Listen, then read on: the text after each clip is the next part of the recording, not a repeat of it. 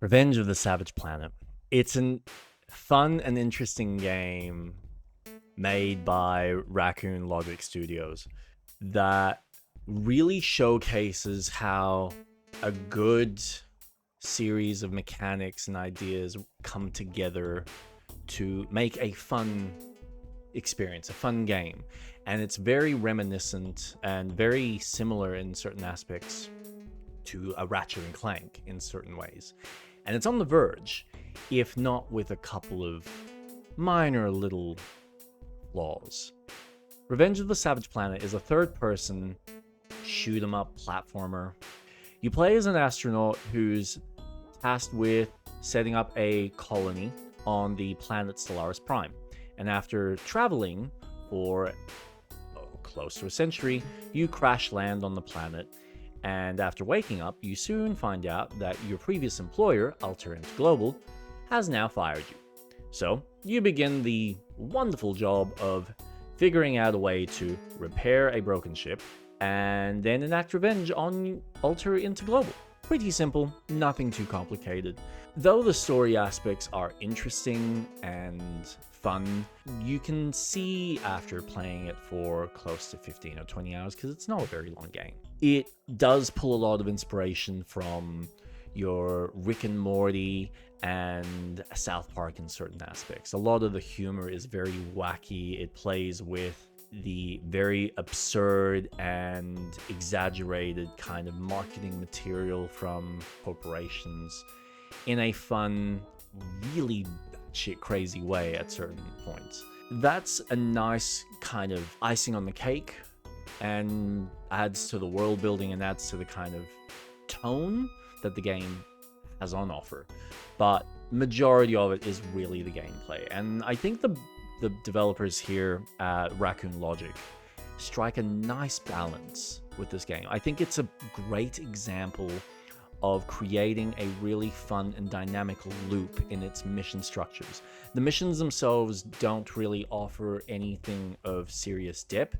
You might actually look at this game and confuse it with a survival game at certain times, considering the fact that you do have building mechanics, things that you're kind of scavenging out in the various planets, which there are 4 that you can explore that are unlocked as you progress through the game. But it's not a survival game in any stretch of the means. It is a very tight third-person platformer with shooting mechanics. The game does a good job of providing fun mechanics for you to explore. With the help of your little AI drone, you're given objectives in your journal that task you with going out into the various planets to either scan certain flora or kill, as well as sometimes capture certain fauna. So there might be creatures out there that you need to figure out ways to capture them, stun them, and then bring them into your habitat. With those objectives complete, you're then given either research that you can invest into unlocking new weapons and new tools,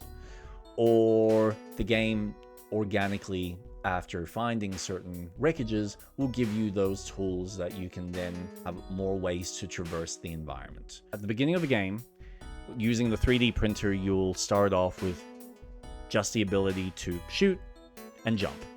And once you get to your first base and you start progressing through the various missions and story aspects of the game, you'll quickly unlock ways to strengthen your gun so that you'll have more shots, or you can do charge shots. And then you've also got the various types of guns that are unlocked, which are technically more like hoses. You start getting new abilities like double jumps, triple jumps, or even quadruple jumps. You've got a whip that you use not only to grapple to certain points, but also to surf on little rail line systems that are hidden.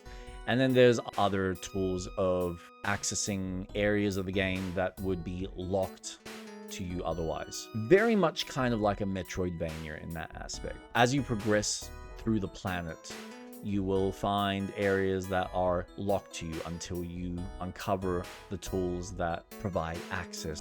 Is it worth a damn? I think it's such a tough one. Depending on the type of gamer you are, if you're looking for something that is story driven, that has some depth with role-playing mechanics, there's really nothing here for you.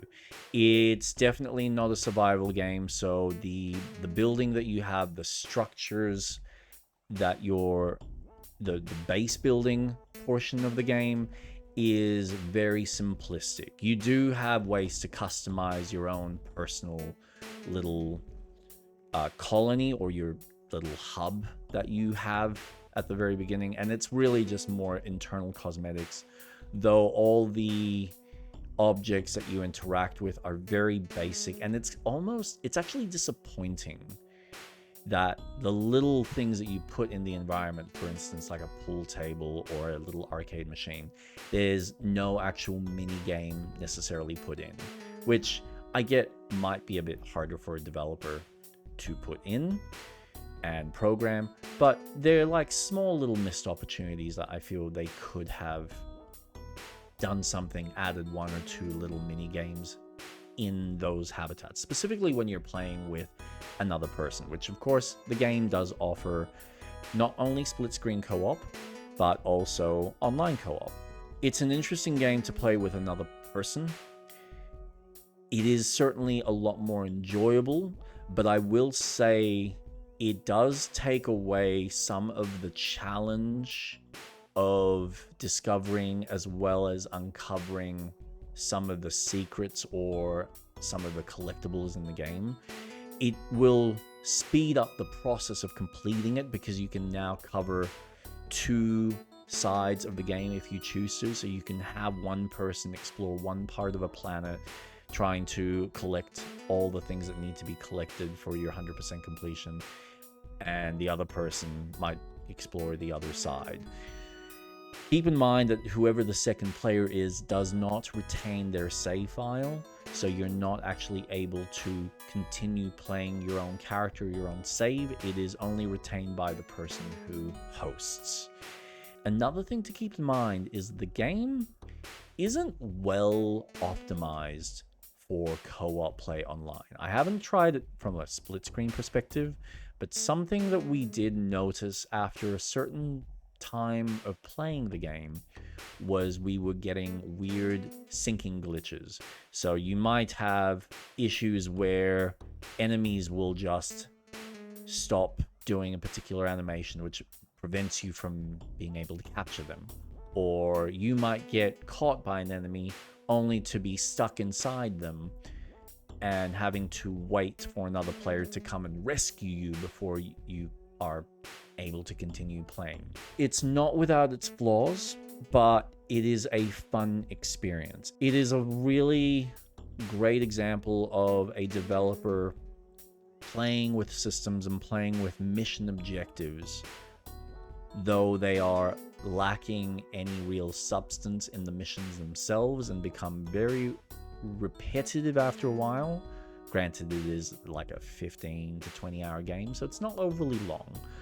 It does kind of get to a point where it loses its luster. And even though there is a decent variety of enemy types as you play through the game, there isn't a lot of variety in how you necessarily uncover certain collectibles. Sometimes they'll surprise you with something interesting.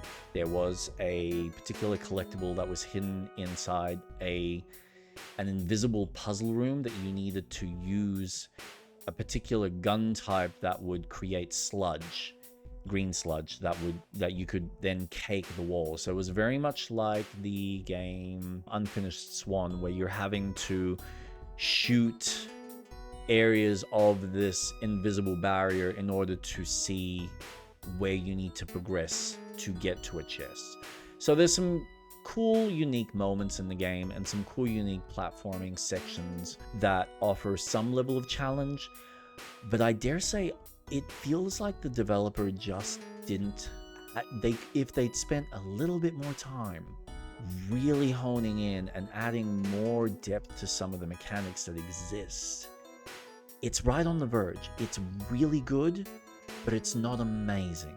And I feel with one more game or whether they choose to do it in this universe or whether they choose to do it in a completely new IP, the core of what they're building and what they've designed, they have found a level of fun and a way of pulling you to new objectives and new ways to encourage you to play with the mechanics through its journals, through its mission structure. That all comes together really well. It's very rewarding in how it introduces the mechanics and then how it delivers your new tools and your new abilities. As far as the tools that you get on top of abilities that you have for traversing the environment, you also have various guns and grenade types, and early on you're essentially incentivized, once you unlock them, to kind of find specific veins within the world that you then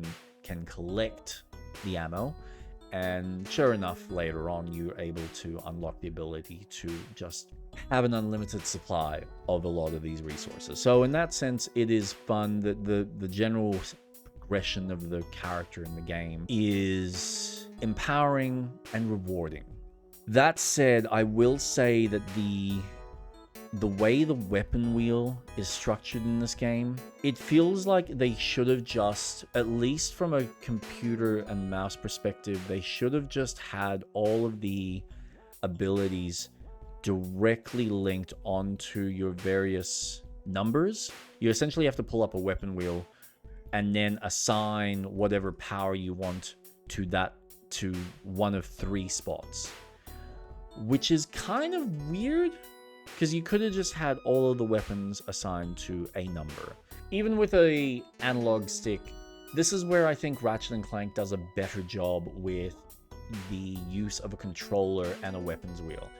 Once you get further into the game and you've unlocked the various guns or gun attachments, essentially, and the various grenades that are available, the weapon wheel just, it feels like it becomes too sticky and interrupts the flow. So instead of it just being let me just have a button to select the weapon wheel and then select the weapon that I want to instantly go to, it's this extra step of you select what weapon you want in which D-pad, which I guess kind of maybe makes it quicker so you've got it ready on the shortcut, but it does just feel like you could have just had a weapon wheel that you can press with one of the bumpers or one of the other triggers that you can then just auto select and go straight into using that weapon type. The enemy varieties are fun. The design of the enemies are really cute and also creepy and weird at certain times. They do have a habitat that when you capture them, you can pop them in your habitat and you can kind of pat them and stuff. But again, a lot of these mechanics are very surface level. They're nice little visual aids to kind of give you an idea and let you feel like you're progressing your small little encampment. But none of it really adds anything past a checklist within the game. It's not like you're going to spend a lot of time playing this game, but it does feel like it's lacking a little bit more depth that they could put into it. The worlds themselves that you explore are really cool. The 4 planets that you are uncovering and discovering are relatively well designed. There's some interesting platforming moments. There's some fun little nooks and crannies and secrets. There is a point where eventually they feel like they're a bit too big. Some of the planets almost feel like they're bigger than what they should, and especially by the last planet, though it looks really neat, there isn't much more that the game has on offer by that point that really makes full exploration of it worth your while unless you're 100%ing the game, which at a certain point is more about the costumes or about the trophies themselves than it is about the discovery of new and interesting mechanics and new puzzles for you to uncover, or any other interesting secrets that might be available on the planet. Is it worth a damn?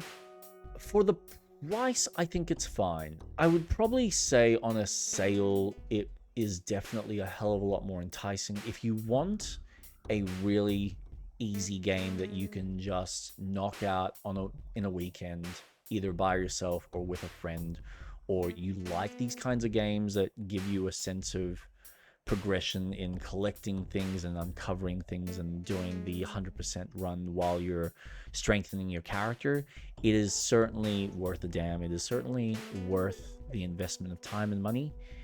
It is a gorgeous game with a really kooky kind of tone. I do love it, but it's not something that I think is... I'll put it this way. By the 15-hour mark, it had kind of overstayed its welcome, where I felt, yep, I've seen everything the game has to offer. There's really not much else that you're challenging me in or providing anything unique and novel within your experience. And it's on the verge. You can see where it's pulling some of those inspirations from a Ratchet and Clank mechanically. It just doesn't have the same punchiness to the combat, and it doesn't have the same feeling of traversing the environment, because again, the game doesn't give you a lot of opportunities from a platforming standpoint. And maybe that wasn't necessarily the focus. Maybe the focus was dealing with the different enemy types and finding ways to challenge you in how to capture certain monsters in the world or certain creatures that you add to your habitat, which in itself is a really cool mechanic. And the way you capture these things are very very playful. There's a wackiness, there's a wacky tone through the whole thing, which is very fun and endearing. So yeah, check it out. Revenge of the Savage Planet. It's really good if you like Metroidvania style games. As a third-person shooting type game of this nature, it is really well designed. There is a lot of game to explore, but not a lot of depth to the game, so keep that in mind. If you're wanting something with a deeper story though, I would probably be, if you're looking for this kind of tone, I'd be looking at Outer Worlds as an alternative. If you're playing the game, tell me what you think. Like and subscribe on the channel. You can find me on YouTube and Twitch at Jake Starvik. Hope to see you there.